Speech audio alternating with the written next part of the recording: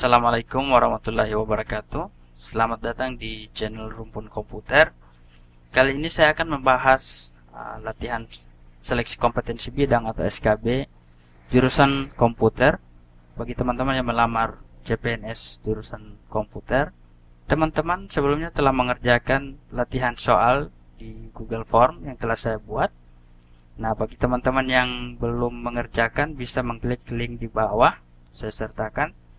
Dan jangan lupa untuk komen nilai teman-teman itu berapa pada saat mengerjakan latihan tersebut. Itu akan menjadi referensi bagi saya untuk membuat soal kedepannya apabila terlalu sulit ataupun malah teman-teman sudah bisa menjawab sehingga saya bisa menaikkan ke tingkat kesulitan daripada soal-soal latihan ini. Bagi teman-teman yang melamar CPNS jurusan komputer itu ada beberapa jabatan. Nah, di sini saya bagi ada jabatan fungsional dan pelaksana. Saya jelaskan sedikit. Jabatan fungsional itu untuk jurusan komputer ada dua, peranata komputer dan operator sistem informasi administrasi kependudukan atau SIAK. Sedangkan untuk jabatan pelaksana ini ada analisis sistem informasi, analisis sistem dan jaringan, analis data dan informasi, analis pemanfaatan teknologi dan lain sebagainya. Teman-teman bisa lihat. Nah, ini ada aturan-aturannya di bawah. Setiap jabatan fungsional itu memiliki satu Permenpan atau Kepmenpan yang mengatur setiap jabatan fungsional. Sehingga teman-teman yang melamar jabatan fungsional harus juga belajar aturan-aturan ataupun Permenpan yang mengatur tentang jabatan fungsional tersebut. Nah, kemarin sudah keluar untuk Permenpan Peranata Komputer tahun 2020. Sedangkan untuk jabatan pelaksana, sebagian soalnya itu mungkin atau yang kemarin saya baca di BKN itu soal-soalnya tidak jauh dari jurusan yang serumpun. Nah, di sini ada Peranata Komputer dan operator SIAK. Nah, untuk jabatan pelaksana itu diatur dalam Permenpan RB nomor 41, seluruh jabatan pelaksana, sehingga tidak ada aturan tersendiri bagi teman-teman yang melamar jabatan pelaksana. Nah, kita masuk pada soal yang pertama. Apa yang dimaksud dengan hardware pada komputer?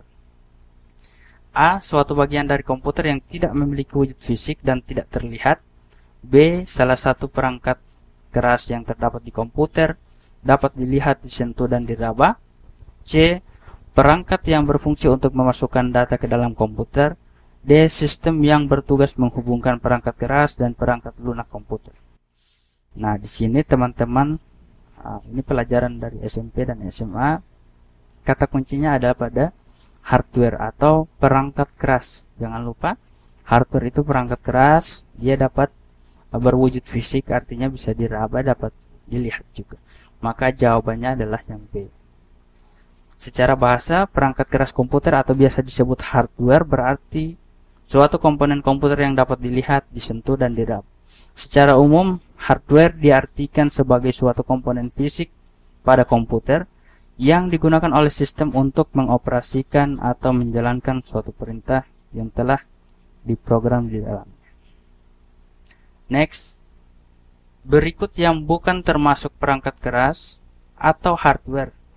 Nah, ini tadi kita sudah belajar, di soal sebelumnya kita sudah ditanyakan tentang hardware. Ya, ini yang berbentuk fisik, dapat dilihat ya, dan dapat disentuh.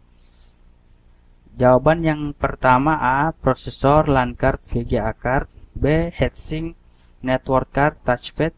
C. Joystick, modem, optical drive. D. Motherboard, floppy disk, BIOS. Pertanyaannya di sini adalah yang bukan termasuk perangkat keras atau hardware, artinya kecuali. Jawabannya A, kita lihat prosesor, LAN card, VGA card. Nah, ini prosesor adalah sebuah microchip tertanam di komputer. Ini berbentuk fisik. Kemudian LAN card juga, VGA card inilah kartu. Kemudian jawaban yang B, heatsink. Heatsink ini adalah sebuah kipas pendingin pada komputer. Kemudian ada network card atau kartu jaringan. ini juga bentuknya fisik. Touchpad ini mouse, seperti mouse fungsinya ada pada laptop untuk menggerakkan pointer, sehingga jawaban A dan jawaban B bukan. Kemudian yang C, joystick modem optical drive. Joystick ini untuk bermain game, kemudian modem untuk teman-teman yang memerlukan perangkat internet, jaringan internet. Kemudian optical drive, dan jawaban yang D itu ada motherboard, floppy disk, dan BIOS. Motherboard itu sebuah papan yang berfungsi untuk menanamkan beberapa perangkat seperti prosesor dan penyimpanan hard disk, RAM. Ini ada bentuknya berbentuk fisik. Kemudian floppy disk, penyimpanan juga seperti flash disk kalau sekarang. Nah, di sini ada jawaban BIOS. BIOS ini atau BIOS ini adalah software, bukan merupakan hardware. Ini adalah perangkat lunak. Kita lihat jawabannya adalah D. BIOS bukan merupakan perangkat keras atau hardware, melainkan adalah perangkat lunak atau software. Basic Input Output System atau yang sering disebut dengan BIOS merupakan suatu program yang ditulis dalam bahasa assembly yang bertugas mengatur fungsi dari perangkat keras atau hardware yang terdapat pada komputer. Berbeda dengan sistem operasi yang berada pada hard disk, BIOS umumnya terletak pada chip memori flash atau ROM. Next, nomor 3. Prosesor Intel yang memiliki spesifikasi minimum dan digunakan untuk keperluan browsing dan pengetikan adalah A. Intel Celeron, B. Intel Core i3, C. Intel Core i5, D. Intel Core X Series. Nah, teman-teman perlu tahu ini keempat prosesor ini bisa digunakan untuk browsing dan pengetikan. Namun, beberapa prosesor ini bisa digunakan untuk spesifikasi tinggi, untuk aplikasi-aplikasi spesifikasi tinggi, dan ada juga prosesor Intel yang memang tidak bisa digunakan dalam pekerjaan dengan spesifikasi tinggi, namun hanya digunakan untuk keperluan browser dan pengetikan. Nah, itu adalah prosesor Intel Celeron. Jawabannya adalah A. Untuk konsumen yang membutuhkan performa komputasi standar seperti mengetik dan browsing, Intel menyediakan varian Intel Celeron dan Pentium. Nah, saya rasa teman-teman sudah sering mendengar ya, Intel Celeron, Intel Pentium. Selain disesuaikan dengan kebutuhan yang tidak banyak, harga jual prosesor ini juga lebih murah sehingga harga jual laptop atau PC dengan prosesor ini masih relatif terjangkau. Sedangkan untuk konsumen dengan kebutuhan lebih banyak, Intel menyediakan varian Intel Core i yang dibekali spesifikasi tinggi. Nah, untuk Core i3, Core i5 dan Core X Series ini sudah spesifikasi di atasnya. Nah, bisa teman-teman perbedaannya misalnya ketika teman-teman ingin menjalankan aplikasi seperti pengeditan video, misalnya Adobe Premiere, itu kalaupun bisa berjalan ya, itu pun masih versi lama. Intel Pentium masih bisa. Namun untuk yang Premiere terbaru itu, misalnya Adobe Premiere 2017 misalnya, tidak bisa dijalankan lagi di Pentium dan Celeron, namun membutuhkan prosesor Intel Core i3 ke atas. Next, nomor 4. Sebuah komputer tidak bisa mencetak dengan ukuran kertas tertentu. Hanya beberapa pengaturan default yang tersedia untuk dicetak. Solusi yang harus dilakukan terhadap masalah tersebut adalah A. Power supply komputer lemah, B. Kabel sambungan dari komputer ke printer tidak tercolok dengan baik, C. Menginstal driver printer pada komputer, D. Mengecek sistem registry editor. Nah, teman-teman lihat di sini masalahnya adalah tidak bisa mencetak dengan ukuran kertas tertentu. Hanya beberapa pengaturan default yang tersedia untuk dicetak. Kita bahas perjawaban yang A. Power supply komputer lemah. Ini bukan termasuk, sangat jauh ya. Kemudian B. Kabel sambungan dari komputer ke printer tidak tercolok dengan baik. Jawaban B ini biasanya apabila kabel sambungan dari printer tidak tercolok, ke komputer, maka akan ada notifikasi atau pemberitahuan bahwa kabel komputer tidak tercolok, di mana akan diberitahukan di komputer bahwa printer sedang offline. Dan ini bukan jawabannya. Yang C, menginstal driver printer pada komputer, bisa saja. D, mengecek sistem registry editor, ini bukan kayaknya. Jadi yang mendekati jawabannya adalah yang C, yakni menginstal driver pada komputer. Nah, biasanya teman-teman yang ingin melakukan pencetakan saat menggunakan printer yang terbaru atau yang baru pertama kali menggunakan printer tersebut, komputer biasanya belum mengenali printer, sehingga butuh softwarenya ataupun drivernya untuk diinstal pada komputer. Biasanya kertas yang tidak terbaca itu adalah atau beberapa itu biasanya kita tidak bisa melakukan pengaturan kertas atau more settingnya. Misalnya kita ingin mencetak pada ukuran kertas panjang atau F4, di mana ukurannya adalah 21 kali 33 ya untuk kertas panjang F4. Nah, jika kita paksakan di kertas legal, biasanya akan terpotong karena legal itu agak panjang. Nah, biasanya juga untuk A4 sudah tersedia, dan yang ada juga hanya pengaturan untuk kertas legal, sehingga kita sebaiknya menginstal driver printer pada komputer. Next, saat akan berselancar di dunia maya, Andi tiba-tiba tidak bisa mengakses situs google.com. Tertulis pada layar komputernya melalui browser, "The connection is untrusted." Apa penyebab masalah tersebut? A. Terjadi kesalahan pengaturan waktu pada komputer. B. Server Google down disebabkan ada aktivitas peretasan atau hacking. C. Browser tidak kompatibel dengan sistem operasi. D. Koneksi internet yang digunakan tidak aman. Nah, ini tidak bisa mengakses situs, salah satu situs misalnya google.com ya. Di sini tertulis pada layar itu "The connection is untrusted" atau koneksi tidak terpercaya. Masalahnya adalah kita bahas yang A, terjadi kesalahan pengaturan waktu pada komputer. Nah, ini bisa saja jawabannya ini dia terjadi pada Windows 7 ya, operating system Windows 7, di mana apabila waktu komputer itu tidak disetting dengan benar, maka akan tertulis di layar komputer itu "The connection is untrusted" atau koneksi tidak dapat dipercaya. B. Server Google down, ini kayaknya bukan, disebabkan ada aktivitas hacking ya. Ini bukan jawabannya ya. Kemudian browser tidak kompatibel dengan sistem operasi. Ini bisa saja, namun kurang tepat karena sudah ada jawabannya di atas yang lebih mendekati ya. Dan D. Koneksi internet yang digunakan tidak aman, ini juga bukan. Beberapa masalah itu yang terjadi yang menyebabkan "the connection is untrusted" itu, yang pertama, selain yang jawaban A ini, terjadi kesalahan pengaturan waktu pada komputer, juga disebabkan ini hanya terjadi pada operating system Windows 7.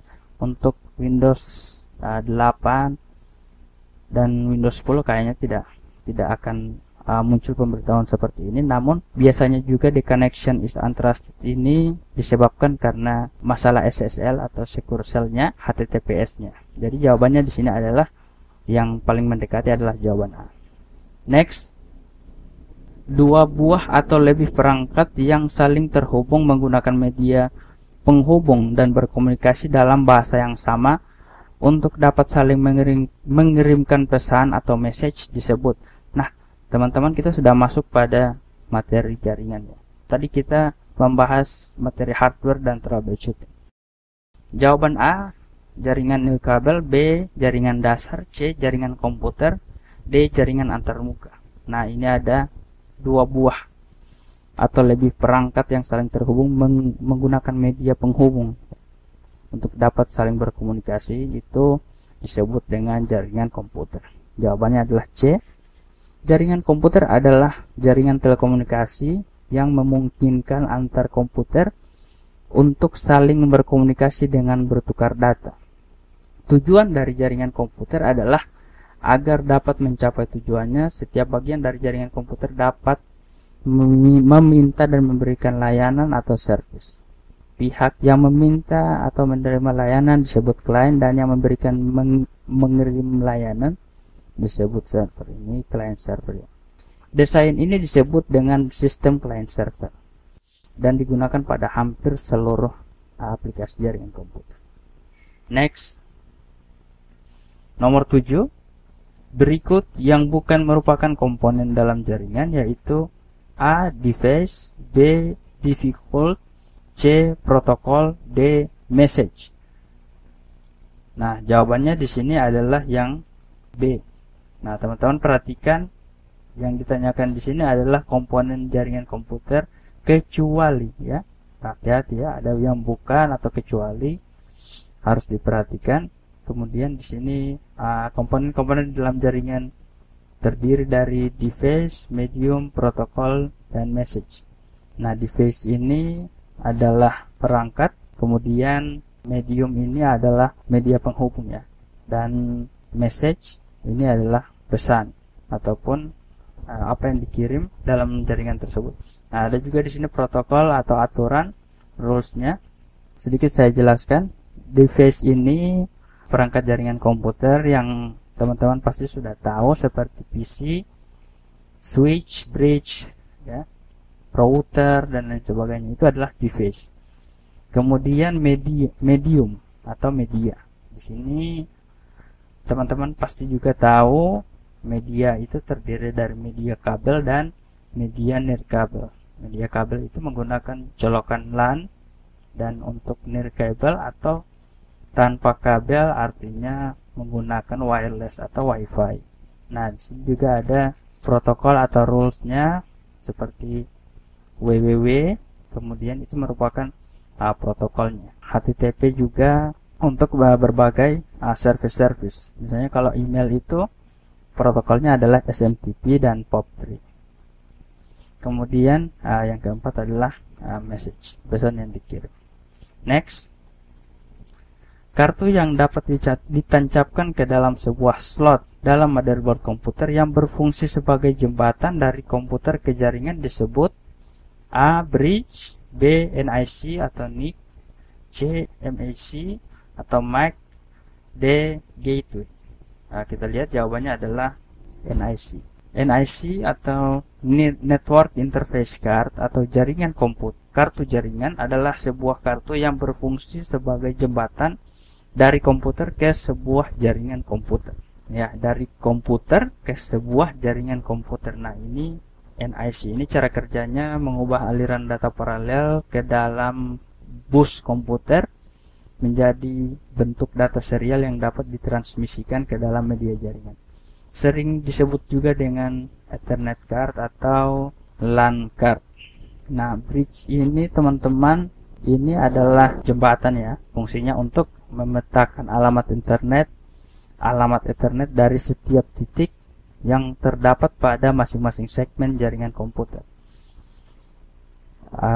Bridge ini hanya dapat memperbolehkan lalu lintas data yang memang dibutuhkan untuk melintasi bridge ini. Kemudian ada MAC atau Media Access Control. Ini ada alamat juga, MAC address. Ini adalah pengenal, sama juga seperti IP address ya. MAC ini atau MAC address ini terdiri dari 6 set 2 karakter ya, dan dipisahkan oleh titik 2. Kemudian ada gateway.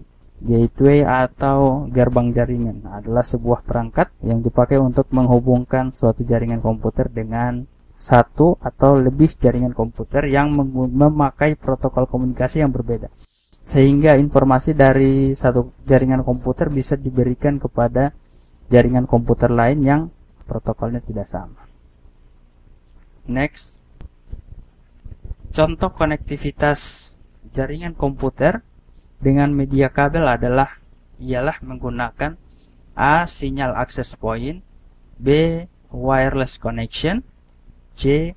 Konektor RJ45 dan UTP atau UTP, D. Koneksi HSDPA atau 4G atau 4G.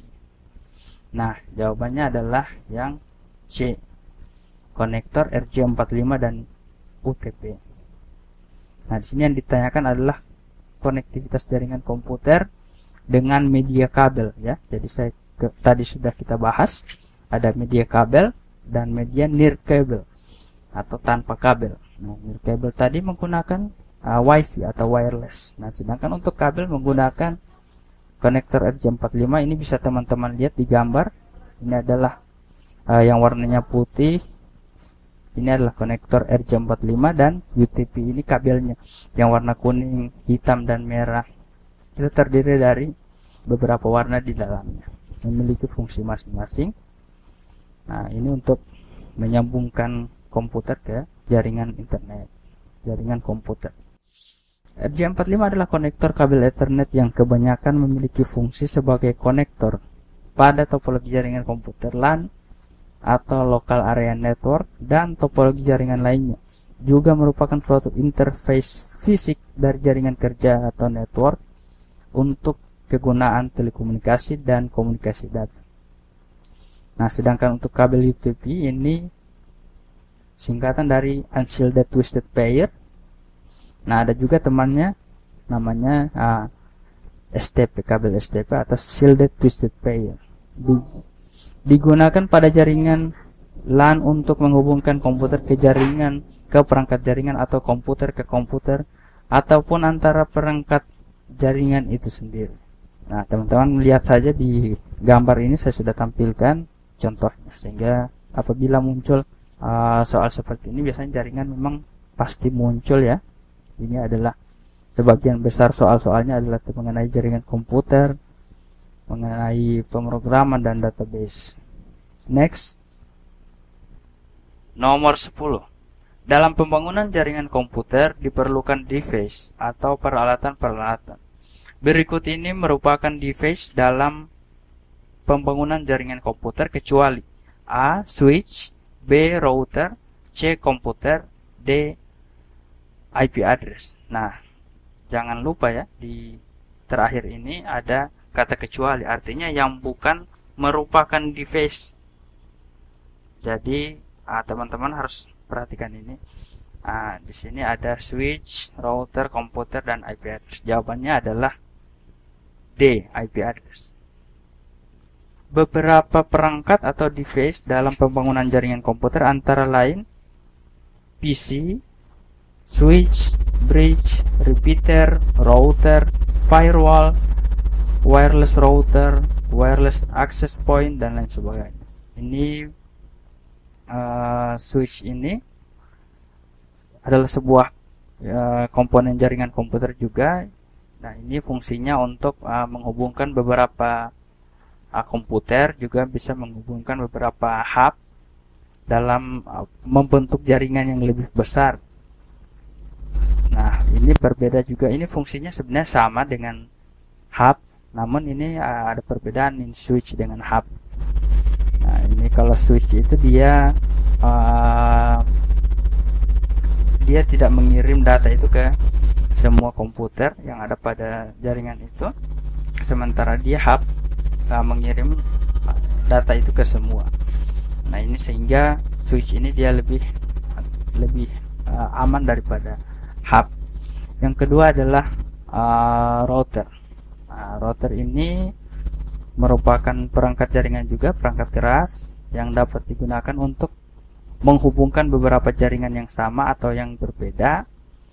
Router adalah sebuah alat untuk mengirimkan paket data melalui jaringan atau internet untuk dapat menuju daripada tujuannya. Dan yang C ini adalah komputer. Teman-teman sudah tahu ya, PC, komputer. Nah, di sini juga disebutkan adalah ada bridge, jembatan, kemudian ada repeater. Ini adalah penguat sinyal, dan firewall, wireless router, wireless access point, dan lain sebagainya. Next. Apa yang dimaksud dengan sistem operasi? Nah, ini kita sudah masuk pada materi sistem operasi. Sebelumnya kita sudah membahas mengenai jaringan, sudah selesai 5 nomor. Apa yang dimaksud dengan sistem operasi? A. Sistem yang bertugas untuk menjalankan sebuah aplikasi melalui browser. B. Sistem yang mengatur sumber daya antara perangkat keras dan perangkat lunak. C. Sistem yang menyajikan informasi berupa operasi-operasi dasar pada komputer. D. Sistem yang berfungsi menangani permasalahan seputar troubleshooting komputer. Jawabannya adalah yang B. Yakni sistem yang mengatur sumber daya antara perangkat keras dan perangkat lunak. Sistem operasi adalah perangkat lunak sistem yang bertugas untuk melakukan kontrol dan manajemen perangkat keras serta operasi-operasi dasar sistem, termasuk menjalankan perangkat lunak aplikasi seperti program-program pengolah kata dan perampan web. Sistem operasi atau operating system, disingkat juga OS, adalah perangkat lunak sistem yang mengatur sumber daya dari perangkat keras dan perangkat lunak, serta sebagai daemon untuk program komputer. Tanpa sistem operasi, pengguna tidak dapat menjalankan program aplikasi pada komputer mereka. Nah, ini yang kita bahas sebelumnya, ada hardware. Nah, kita sudah bahas software. Nah, ini sistem operasi ini yang menghubungkan antara brainware atau pengguna dengan perangkat komputer. Nah, jika tidak ada sistem operasi ini, maka apa yang akan kita kerjakan pada perangkat komputer misalnya. Sehingga ini teman-teman tahu fungsinya apa. Next. Nomor 12. Berikut ini yang bukan termasuk sistem operasi adalah A. Windows, B. DirectX, C. Unix, D. DOS. Teman-teman, sebelumnya di soal latihan pada Google Form itu ada kesalahan penulisan, di mana jawaban yang sebelumnya itu adalah Minix ya. Pada bagian B ini itu salah ketik ya. Sebenarnya itu DirectX ya. Jadi teman-teman gak usah dihitung lagi poin yang nomor 12 itu salah ya. Saya koreksi, mohon maaf. Nah, di sini ada jawabannya adalah yang B, DirectX. DirectX ini adalah sebuah fitur pada Windows, DirectX Diagnosis ya. Kemudian di sini kita lihat beberapa contoh sistem operasi, itu ada Unix, ada DOS, Windows, macOS, Linux, Android dan lain-lain. Unix itu adalah sebuah sistem operasi ya yang open source seperti Linux atau gratis ya, bisa dikembangkan.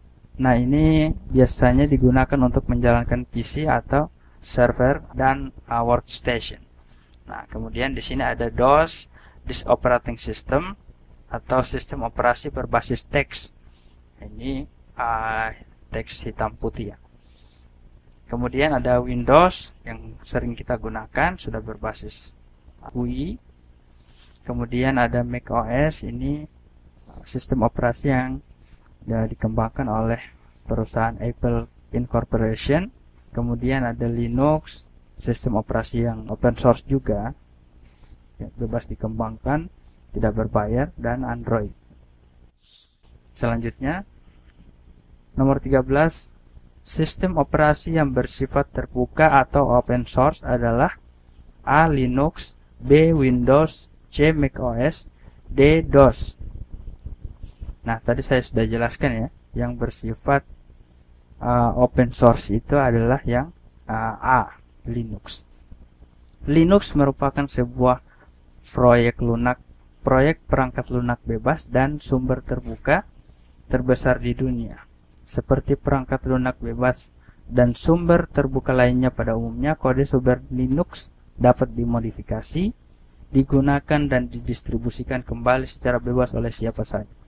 Sistem operasi Linux sifatnya terbuka atau open source. Artinya, jika Anda menggunakan sistem operasi ini, maka source code pemrograman bisa dirubah dan dimodifikasi sesuai keinginan Anda. Ini pertama kali dikembangkan oleh Linus Torvalds.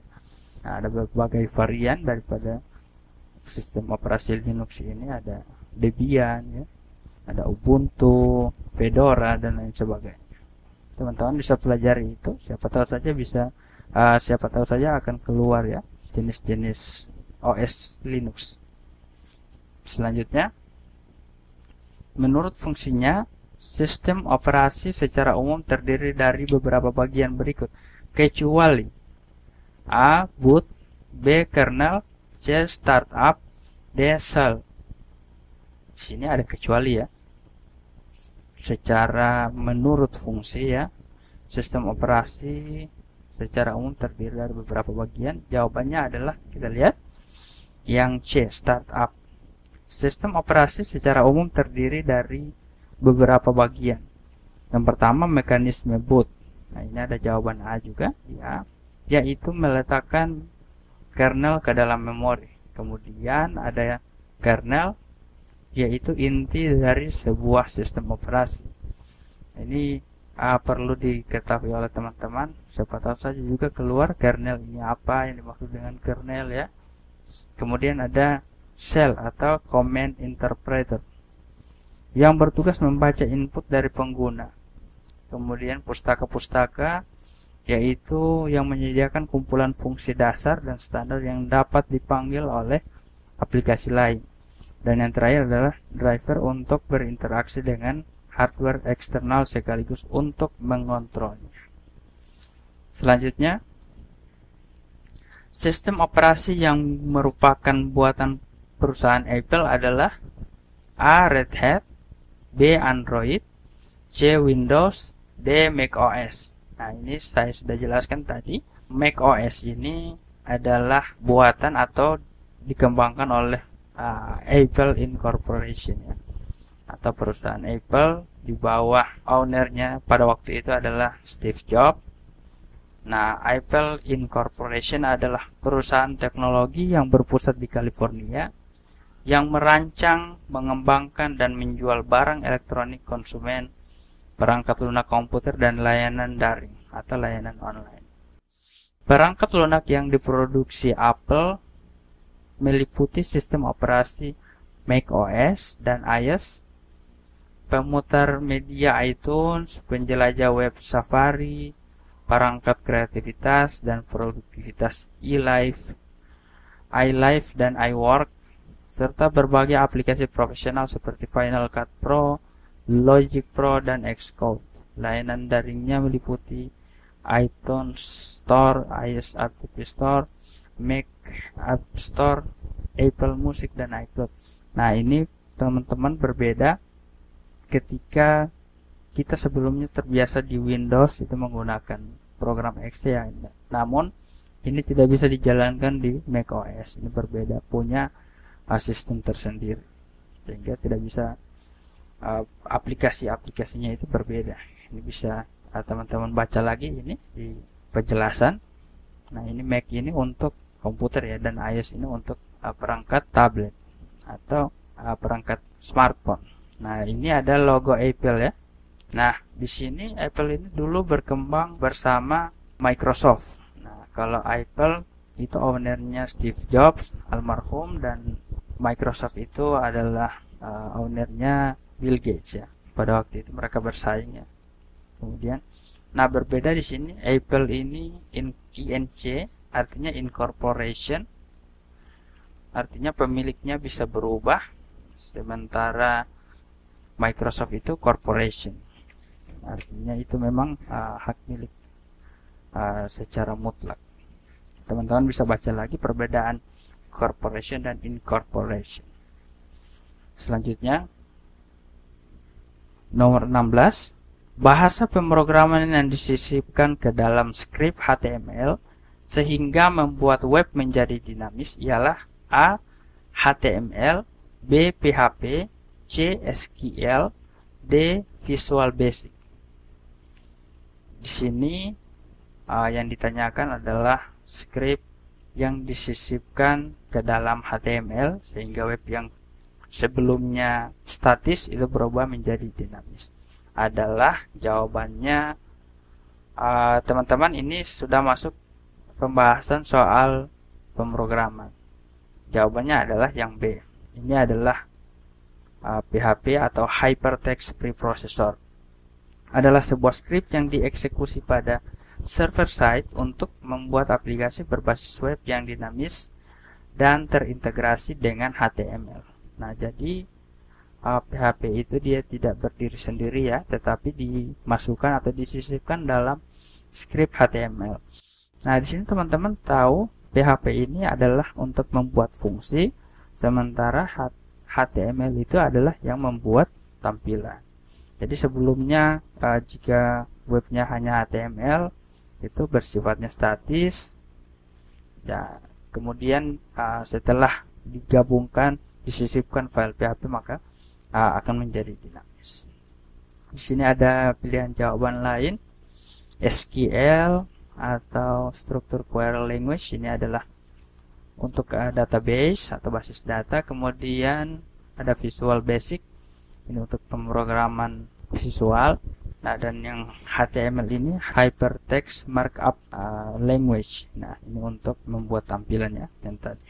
Selanjutnya nomor 17, perbedaan mendasar antara bahasa pemrograman HTML dan PHP ialah: A. HTML bisa diintegrasikan dengan SQL, sedangkan PHP hanya dengan Postgre.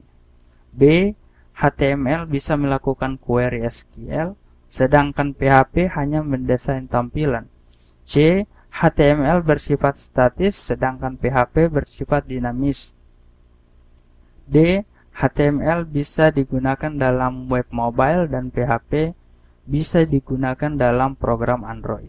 Nah, jawabannya di sini adalah yang C. HTML bersifat statis dan PHP bersifat dinamis. Ini sudah dibahas sebelumnya di saat sebelumnya. Kita lihat untuk jawaban yang A ini, HTML bisa diintegrasikan dengan SQL, sedangkan PHP hanya dengan Postgre. Ini salah ya pernyataannya. Ya, PHP bisa diintegrasikan dengan SQL dan juga Postgre yang merupakan program untuk layanan database. Kemudian HTML bisa melakukan query SQL. Ini tidak, salah. Yang bisa melakukan query SQL adalah PHP. Misalnya select bintang from nama tabel. Nah, di sini tertukar mendesain tampilan adalah HTML. Dan yang D ini juga salah ya. Selanjutnya nomor 18, apa kepanjangan dari PHP? A. Preprocessor Hypertext Programming. B. Hypertext Programming Language. C. Hypertext Preprocessor. D. Post High Level Programming. Jawabannya adalah yang C. Hypertext Preprocessor. PHP adalah bahasa pemrograman script server-side yang didesain untuk pengembangan web. Selain itu, PHP juga bisa digunakan sebagai bahasa pemrograman umum. Sumber Wikipedia. PHP dikembangkan pada tahun 1995 oleh Rasmus Lerdorf dan sekarang dikelola oleh The PHP Group.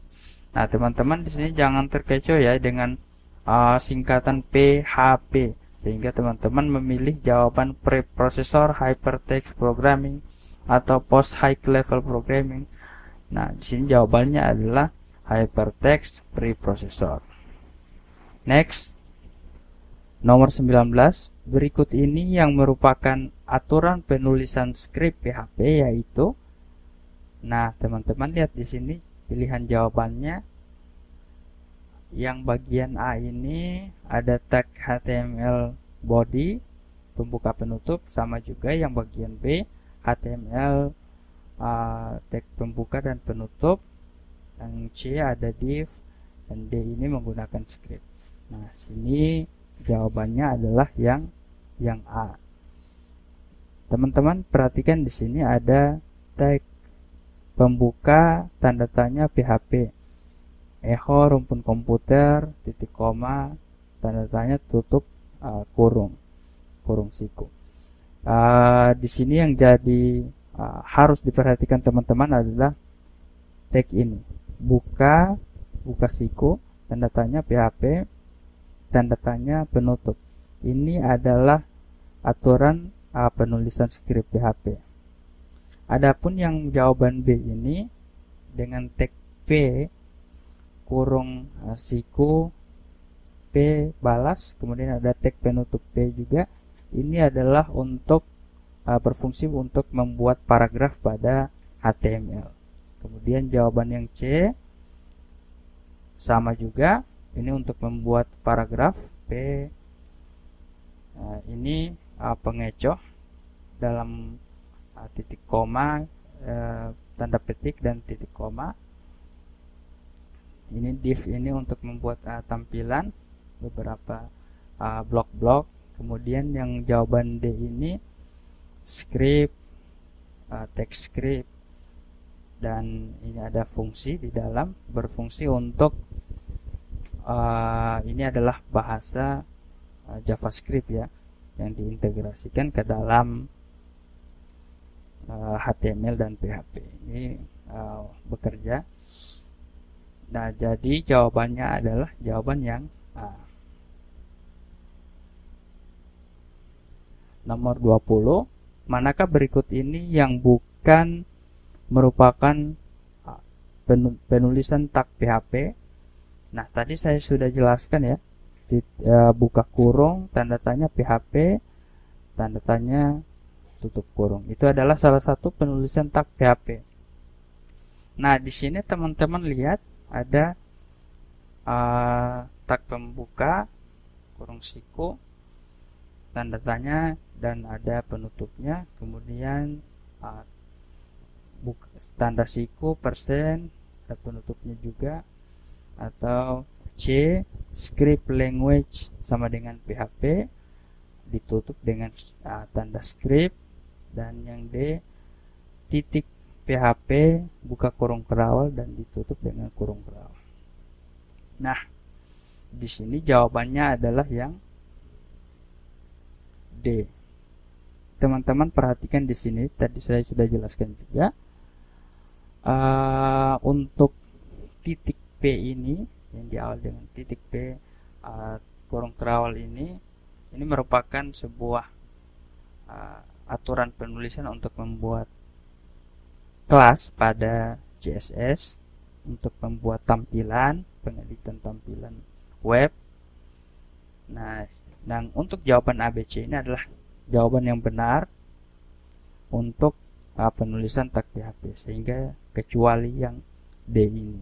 Nah, di sini ada standar penulisan tag PHP. Ini ada standar style yang tadi di nomor 19 kita bahas.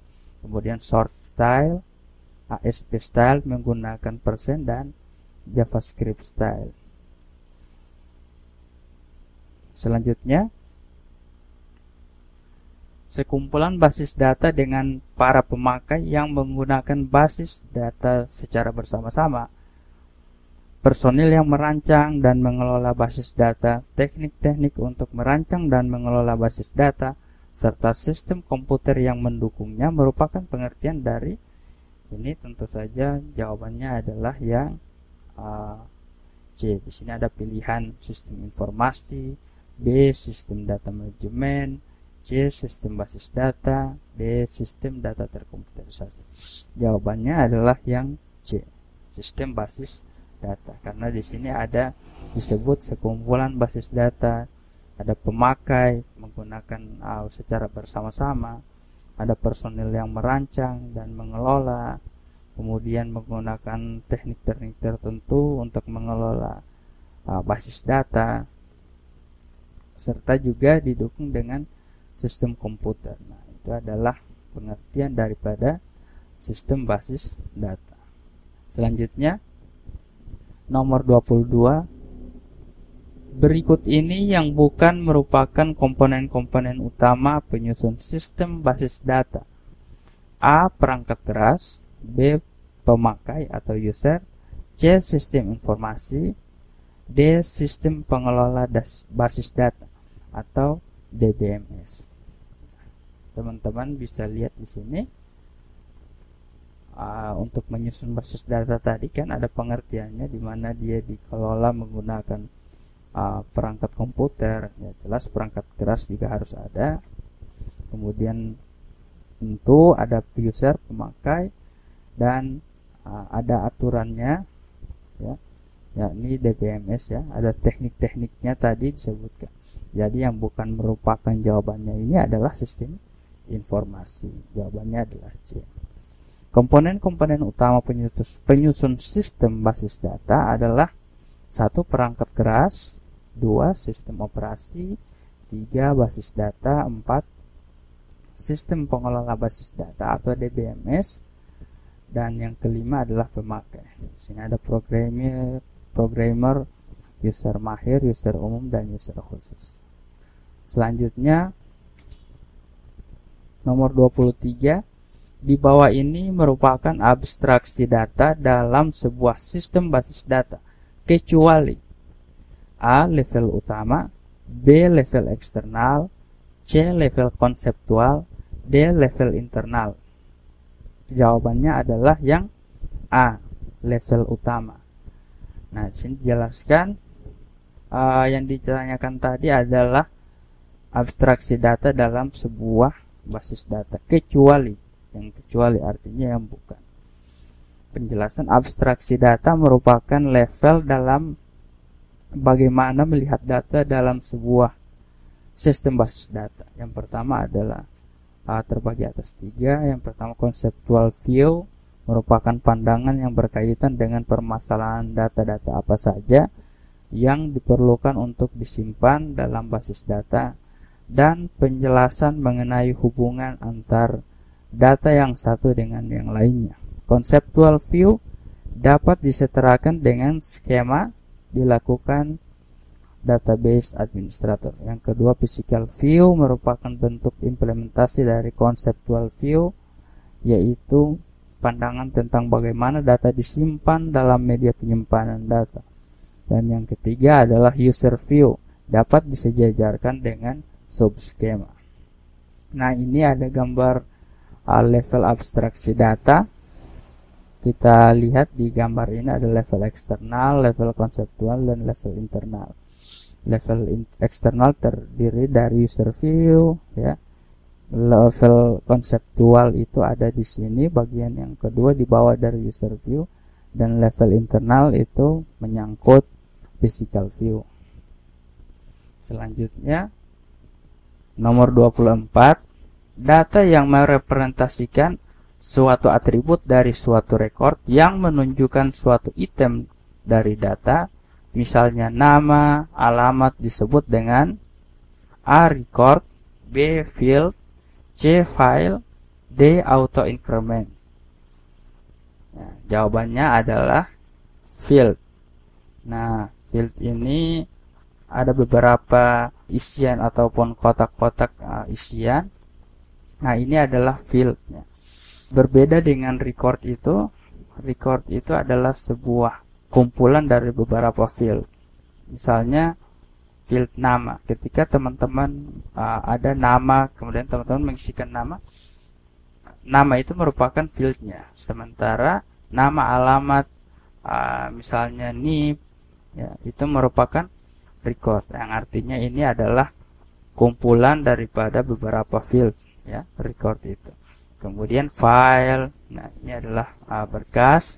Kemudian auto increment ini berfungsi untuk dalam basis data dia menghitung secara otomatis ya. Misalnya ketika membuat auto increment kita aktifkan di pada basis data, pada DBMS, misalnya di MySQL, dia akan menghitung angka misalnya 1 sampai seterusnya secara otomatis, auto increment. Selanjutnya, nah di sini ada penjelasan mengenai field tadi ya. Nah, di sini teman-teman lihat, ini NIM adalah field, nama mahasiswa adalah field tersendiri, mata kuliah adalah field, SKS field. Jadi jika ditanya apa itu yang mana yang merupakan bagian dari field ini, SKS, mata kuliah, nama mahasiswa, dan NIM. Sementara misalnya ada NIM 531411 atas nama Andi, sistem operasi, dan SKS 4, ini adalah satu record ya. Jadi record itu kumpulan daripada beberapa field. Ini ada juga contoh field pada tabel basis data. Ini saya coba screenshot dari PHP MyAdmin. Nah, ini ada field nama mahasiswa. Nomor 25, manakah? Nah, ini teman-teman, ini sudah nomor terakhir dalam pembahasan soal bagian yang pertama ini. Sudah masuk pada topik basis data yang terakhir ya, 5 nomor terakhir. Manakah penulisan query select berikut yang benar untuk menampilkan seluruh data pada tabel rumpun komputer? A. Select all from rumpun komputer, artinya di sini select semua, select all. Nah, pertanyaannya adalah query select menampilkan seluruh data. Ada tabel rumpun komputer. B. Select all, ada underscores, data table from rumpun komputer. Yang C. Select bintang from rumpun komputer. D. Select data from rumpun komputer. Jawabannya adalah yang C. Select bintang from rumpun komputer. Teman-teman harus tahu ya, harus ingat. Nah, ini perintah-perintah pada SQL. Nah, ini ada pada DML atau Data Manipulation Language. Perintah select. Ya, jawaban A, B, dan D ini salah. Tidak ada, ini pasti error ya. Kalau misalkan teman-teman coba, yang benar adalah select bintang from nama tabel. Nah, nama tabel di sini adalah rumpun komputer. Jangan lupa diakhiri dengan titik koma. Teman-teman, untuk select itu ada beberapa cara selain menggunakan bintang. Ini maksud bintang atau asterik ini adalah untuk menampilkan seluruh ya. Select seluruh data ya dari tabel rumpun komputer. Sementara jika hanya ingin menampilkan beberapa field saja ya, bisa langsung menyebutkan select misalnya nama mata kuliah, select nama, mata kuliah from rumpun komputer misalnya. Kalau di dalamnya data pada tabel rumpun komputer itu ada field-field tadi, misalnya nama dengan mata kuliah. Demikian, terima kasih teman-teman yang sudah mengikuti latihan ini SKB untuk jurusan komputer. Semoga sukses ya. Jangan lupa ya teman-teman juga komen nilai yang tadi bagi yang ingin mengerjakan di kolom komen. Nah, apabila ada yang kurang atau yang salah mengenai video ini, bisa teman-teman komentar di kolom komentar, nanti akan saya perbaiki. Terima kasih. Assalamualaikum warahmatullahi wabarakatuh.